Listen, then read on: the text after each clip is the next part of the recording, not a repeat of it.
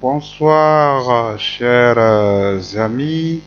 Nous sommes là toujours dans le cadre de notre série de tutoriels création des applications web avec Django. On a déjà parlé de la présentation de Django.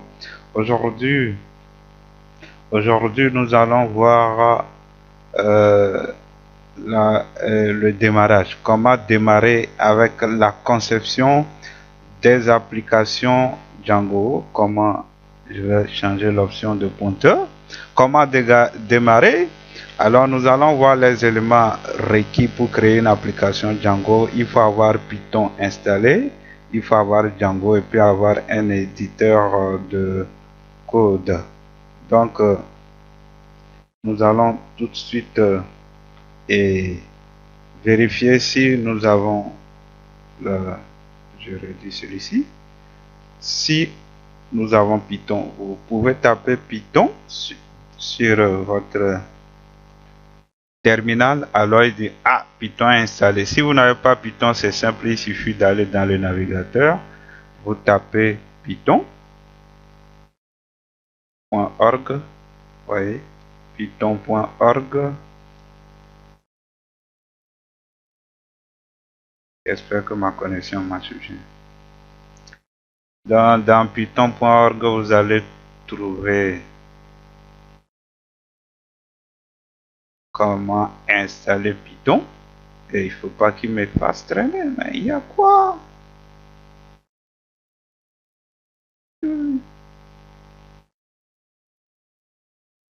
On attend que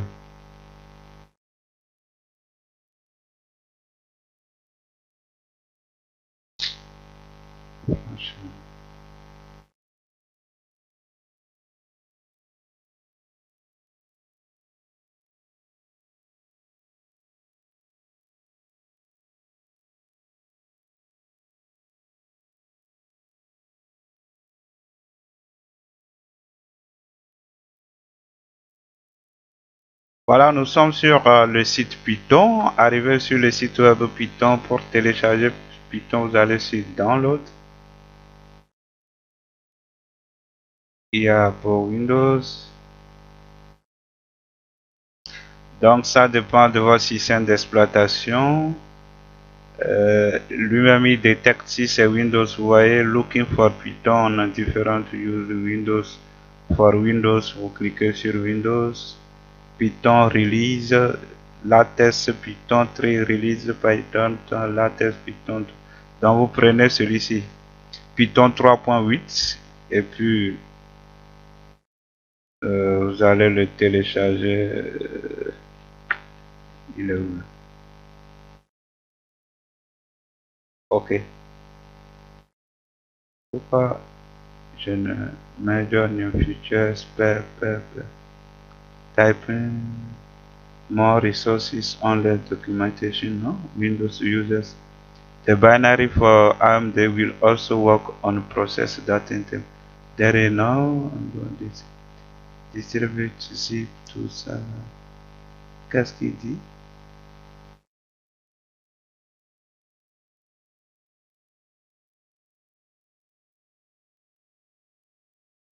Donc vous allez sur la distribution et vous prenez le full install. Celui-là. Ça n'a pas. Bon, ils enseignent comment l'installer en réalité. Ce n'est pas ce que je cherche. On va aussi download Windows. Je clique sur Windows. Pré-release. Ok. Python.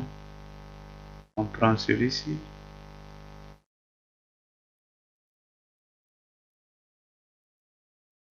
Moi.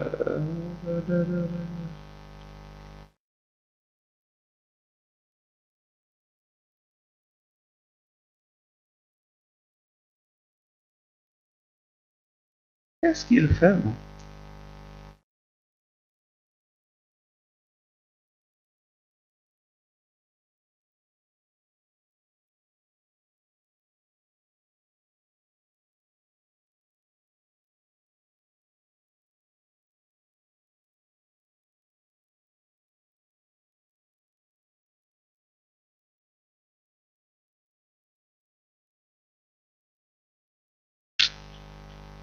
Oh, ça veut dire quoi?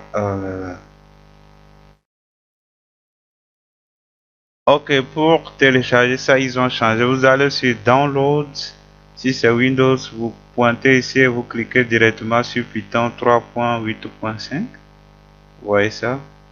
Alors, il a commencé par télécharger.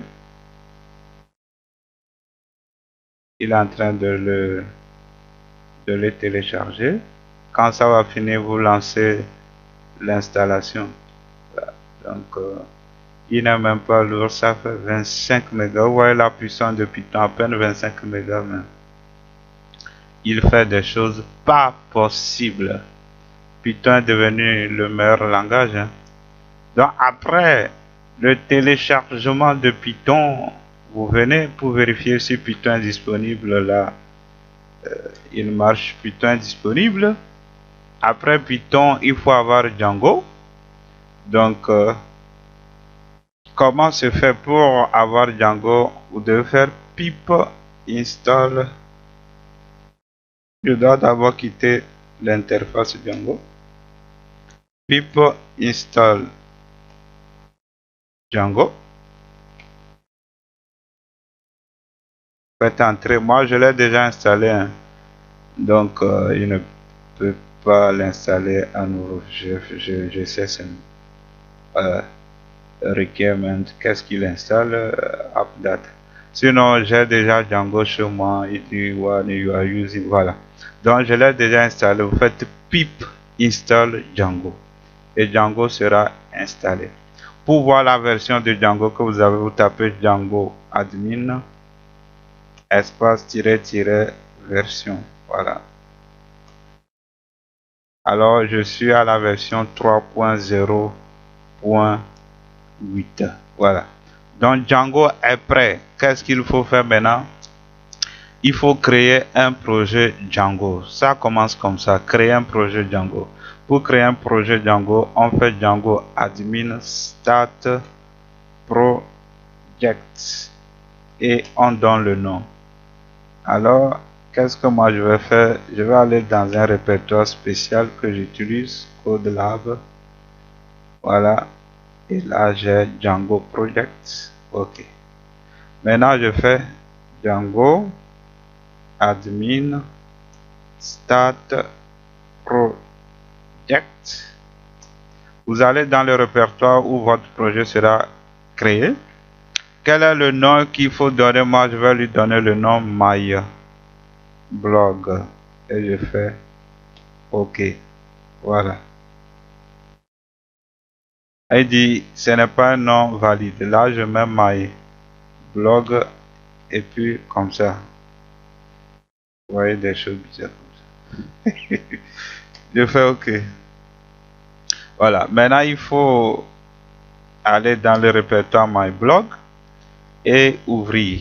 Par exemple, si je fais dire, il me donne la liste des fichiers. Il n'y a que manage.py et puis un dossier myblog. Manage.py.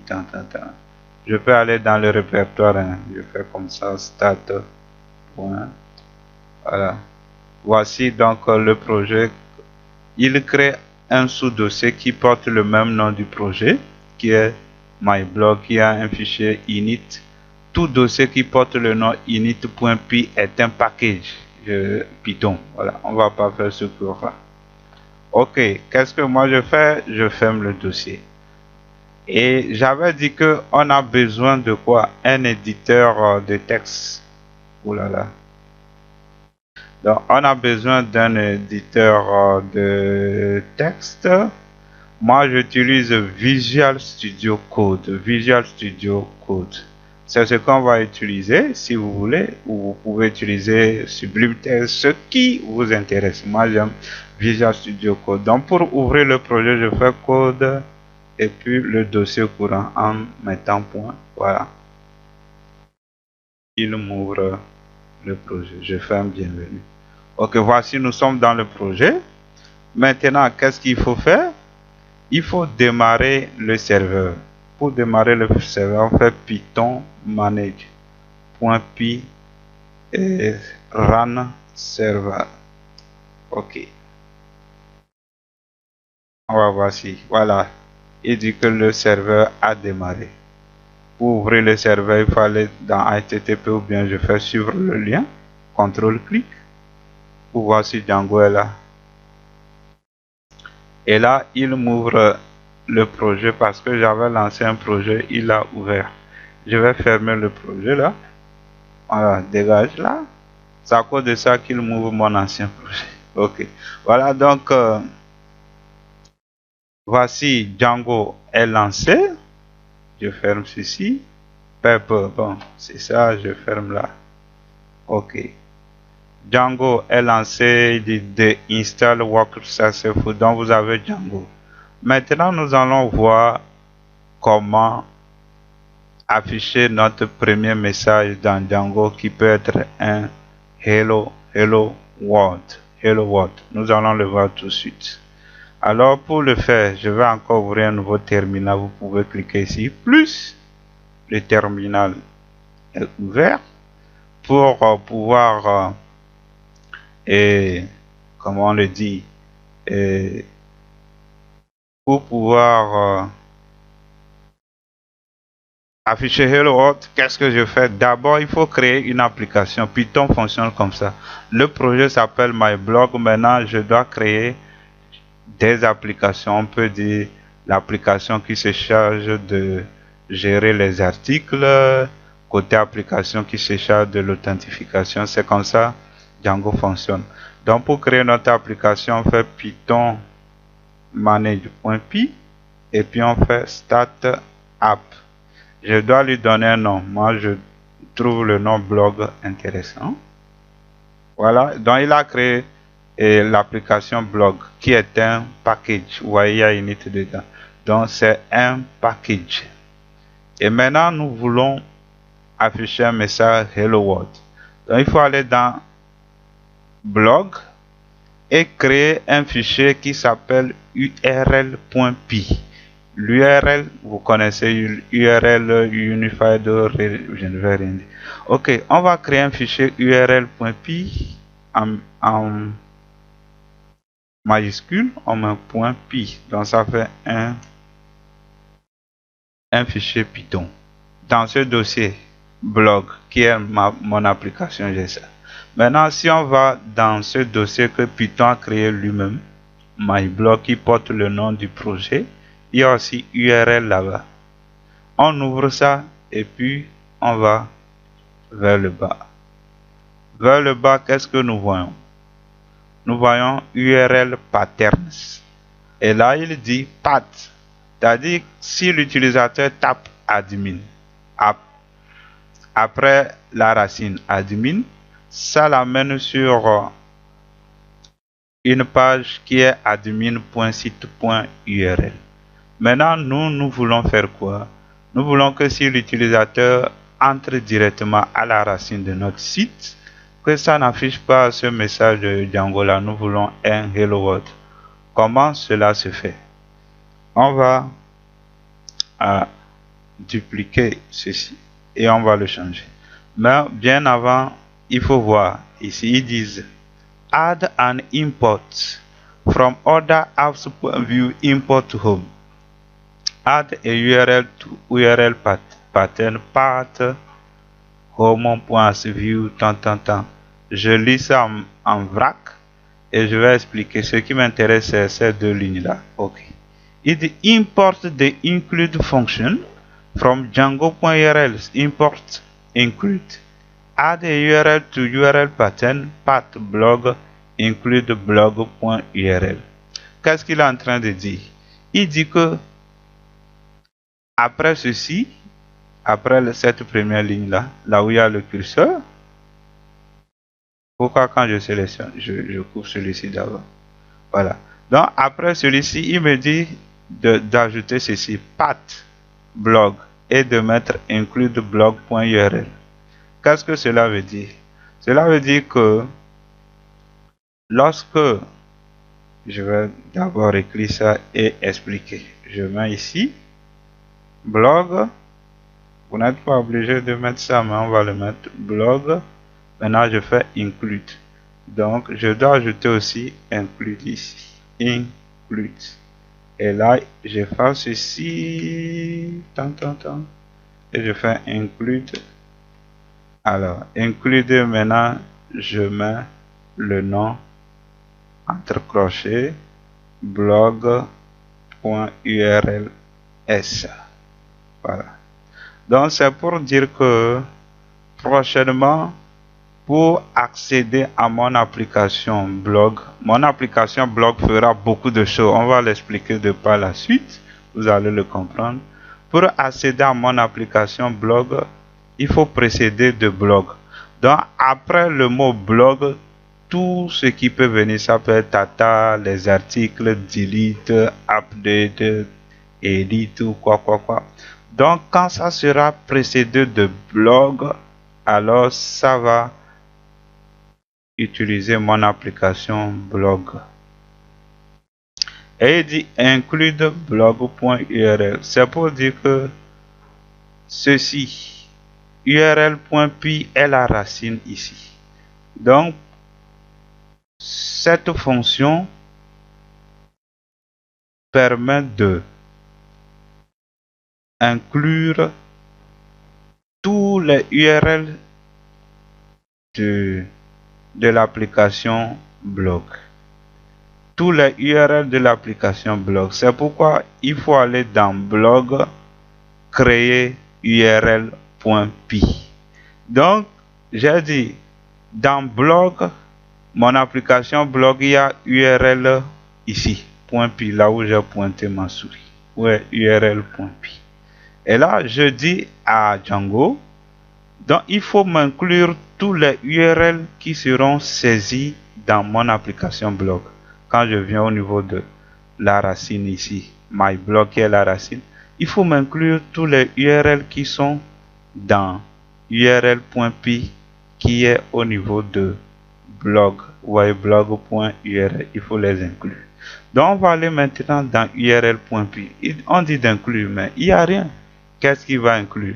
Il ne va rien inclure. Alors qu'est-ce qu'il faut faire? Il faut déclarer ici url patterns égale, voilà, et je mets crochet. Maintenant il faut la fonction Python qui est path, donc from Django point, c'est conf ou bien conf, import, c'est Django point, quel est le nom? URLs, voilà, point URLs import path. Ok, voilà. Maintenant je crée la fonction path.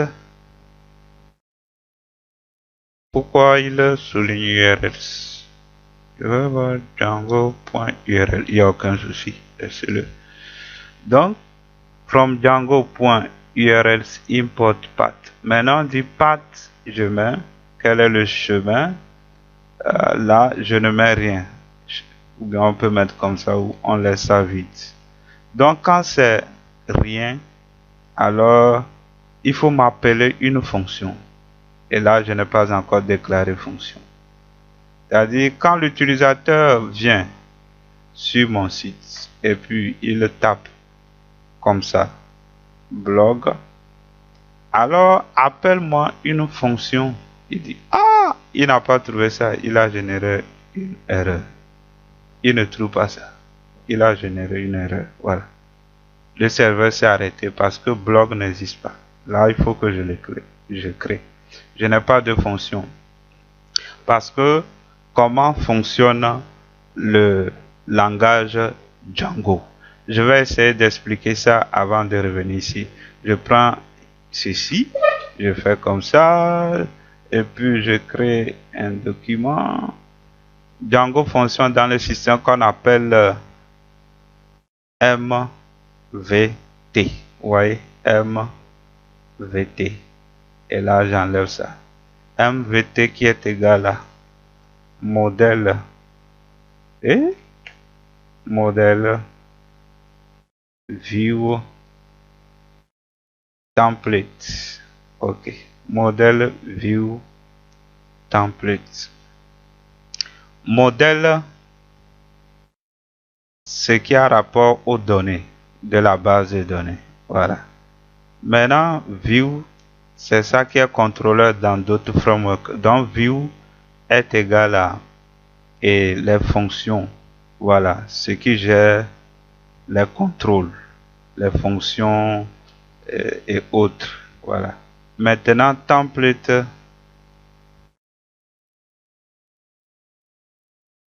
Modèle view template. Template, c'est l'affichage des données. Donc, affichage. Ça, c'est ce que l'utilisateur va voir. Affichage des données, puis la mise en forme. Donc, template s'occupe de l'affichage. View, c'est tout ce qui est les contrôles, les fonctions, la logique. La logique est au niveau de view. Les données sont au niveau de modèle. C'est comme ça ça fonctionne. Voilà, on a modèle view template. Maintenant, il faut écrire des URL qui appellent une fonction. La fonction peut appeler des données et les données maintenant vont être affichées au niveau du template. Donc, c'est comme ça ça fonctionne. Je retourne ici. Donc, je dis, quand on tape le chemin racine, alors quelle fonction? Je vais parler tout de suite ici de... je vais même mettre ça sur ceci. Je vais tout de suite parler de view ici. View. Je vais changer mon pointeur. Option de pointeur. J'explique. Donc, je vais parler ici de view. C'est les fonctions. Quelle fonction il faut appeler? Quelle fonction qui est dans view il faut appeler lorsque l'utilisateur aura saisi ceci, blog. Quelle fonction faut-il appeler? Alors je dis OK. La fonction que tu vas appeler est dans le module view et s'appelle home. Mais ce n'est pas encore créé. Donc, dans mon dossier blog, il y a views.py. Vous voyez ça? Donc, je prends views.py. Voilà, on dit create your views here. Je l'enlève. Alors, je définis la vue, la fonction home. Et je dis, et ça doit prendre un paramètre obligatoire qui est request, c'est-à-dire requête HTTP. Je dis 2 points. OK. Lorsque l'utilisateur aura tapé ici, c'est-à-dire il a tapé blog, donc blog suivi de rien, donc racine suivi de blog. Lorsqu'il aura tapé ça, parce qu'on a dit, j'ai expliqué ici, blog inclut ça là. Donc après blog, il n'y a rien. Lorsque l'utilisateur tape blog et puis il ne met rien, appelle-moi cette fonction home. Alors qu'est-ce que home va faire? Maintenant il faut lui donner un nom, autrement il y aura des problèmes. Non, name, je vais le nommer home. Parce que c'est une fonction qui prend 3 paramètres, le chemin, le nom de la fonction ainsi que le nom qu'on donne à l'URL. Voilà. Donc, lorsque l'utilisateur tape blog sans mettre quelque chose, alors appelle-moi home. Alors, qu'est-ce que home fait? Home ne fait rien. Alors, je vais dire, OK, lorsqu'il tape, il faut m'envoyer ce qu'on appelle un template. Vous voyez ça? Envoie-moi un template. Et le template, on met d'abord request. C'est obligé de mettre request, autrement ça ne marchera pas. Le nom du template sera quoi? Ah, je n'ai pas mis return. Return. Voilà, render. Le template sera index.html. Voilà. Donc, lorsque l'utilisateur va aller au niveau de blog, ça appelle cette fonction va me rendre ce template index.html. Mais il n'est pas encore créé. Qu'est-ce que je vais faire? Je dois le créer. Pour le créer, je dois aller dans mon dossier. Je ferme le my blog qui est la racine. Je vais dans le dossier blog. Je crée le dossier template. Comme ça. C'est bien template avec S. Vous ne faites pas ça, ça ne marchera pas. Et dans le dossier template, maintenant, je crée mon fichier index.html. Voilà. Et maintenant, je peux afficher un H1 Hello World. Voilà. OK. Donc là, ça va marcher. Mais je vous assure, pour le moment, ça ne marchera pas. On va essayer de lancer le serveur. Python. Je relance le serveur. Il dit path view. Donc au niveau de URL, je n'avais pas importé le module view. Donc je fais from le dossier. Ils sont tous dans l'URL est dans le même dossier que views. Donc from views, from dossier dans lequel nous sommes, qui est point import ce qu'on appelle views, le module views. J'espère que vous connaissez le module Python. Import views. Maintenant, dans views, il y a fonction. Vous voyez, quand on fait CTRL-clic, alors il m'amène dans views, il dit c'est cette fonction. Voilà, ça marche maintenant. OK, je vais relancer mon truc. Et là, il génère request http using blog.url Django et autres. Et là, il dit, j'ai essayé, je n'ai rien trouvé. Là, je prends ceci, je prends blog. Parce que c'est blog maintenant, ce n'est plus racine. OK. Template does not exist at blog. Vous voyez ça? Il dit qu'il ne le trouve pas. Pourquoi il ne le trouve pas? Parce que quand vous créez une application, il faut la configurer, c'est obligatoire. Et pour la configurer, il faut aller dans le dossier My Blog, qui est le dossier projet, sous dossier projet portant le même nom, aller dans Settings, et maintenant au niveau de Install Apps, voilà, il faut ajouter notre application que je nomme Blog. Donc je fais Blog, je l'ajoute et je retourne et j'actualise. Voilà, ça marche. Hello World. Voilà, c'est affiché. Hello World. Démarrage, c'est affiché. Merci beaucoup. Qu'est-ce qu'on va faire? Je vais essayer de faire quelque chose tout de suite. Nous allons nous connecter à l'espace administration. C'est-à-dire l'administrateur peut se connecter. C'est ça la puissance de Python. Alors, qu'est-ce qu'il faut faire? Il faut accéder à la partie base de données. Base de données. Je ferme ça. Dans le dossier settings, il y a quelque part, il faut configurer la base de données. On a middle, on a root URL conf, vous voyez, c'est ça. Template, on laisse ça d'abord. Database, il dit engine Django.dp SQLite. Il dit que nous allons utiliser SQLite et le nom c'est db.sqlite.com. OK.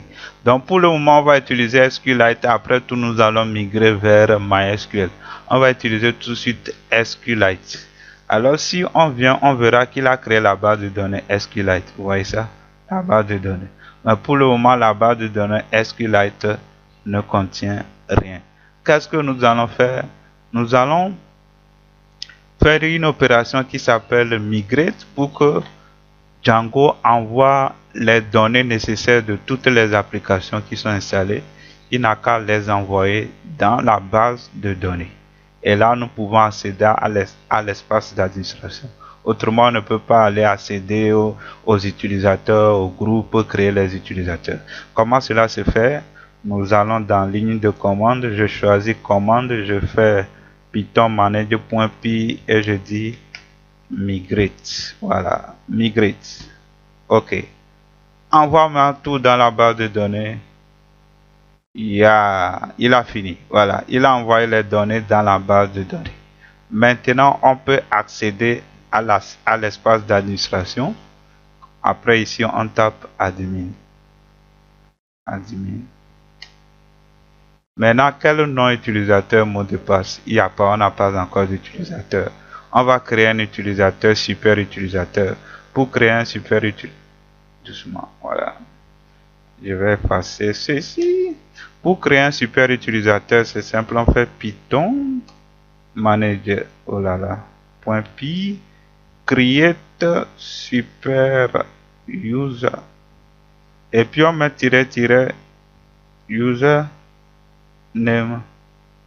username. Et puis on peut dire admin. Et puis email. On met admin @yahoo.fr. Voyez, create super user admin email et puis on valide. Il va demander le mot de passe, password. Je mets un mot de passe 1 2 3 4 5 6 1 2 3 4 5 6. Alors il dit bypass password validation create user anyway, que c'est tellement simple le mot de passe. Je dis oui, il n'y a aucun souci. Voilà, le super utilisateur créé. Maintenant on peut aller accéder. Il s'appelle admin. Le mot de passe, je tape le mot de passe, je valide. Voilà, j'ai accès à l'espace d'administration. Doucement. J'ai accès à l'espace d'administration. Je peux aller voir la liste des utilisateurs. Il me dit c'est l'utilisateur admin. Je peux changer le nom, le premier nom, last name, changer mot de passe, beaucoup de choses que je peux faire. Je peux même le supprimer. Non, je dis non, il faut pas supprimer, hein, il faut pas faire ça. Mon gars, fais attention. Hein. Voilà, donc c'est ça. Maintenant, moi, je ne veux pas que... C'est quoi il fait, moi? Blog devait s'afficher. Ok, hello. Moi, je ne veux pas qu'on tape blog avant d'aller ici. Je voulais que quand on vient comme ça, que ça affiche le hello world. Comment il faut faire? Je reviens ici au niveau de URL qui est dans le dossier my blog URL ici. Au niveau de ici, je vais dire non, ce n'est pas la sous-racine, mais au niveau de la racine même, inclut ma blog.url.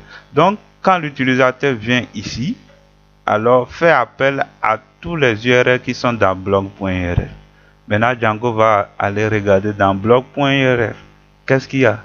Toujours quand il n'y a rien, appelle-moi la fonction home, qui est celui-ci. Il dit OK. Alors la fonction home dit il faut appeler le template index.html et celui-là. Maintenant, je retourne, je fais actualiser. Voilà, hello world qui vient. Succès. On a fini avec le démarrage. Prochaine étape, c'est la création d'un modèle. Nous allons créer un modèle article et on va envoyer les données en base de données. On va pouvoir afficher la liste des articles tout de suite. Merci beaucoup. À bientôt. Ciao.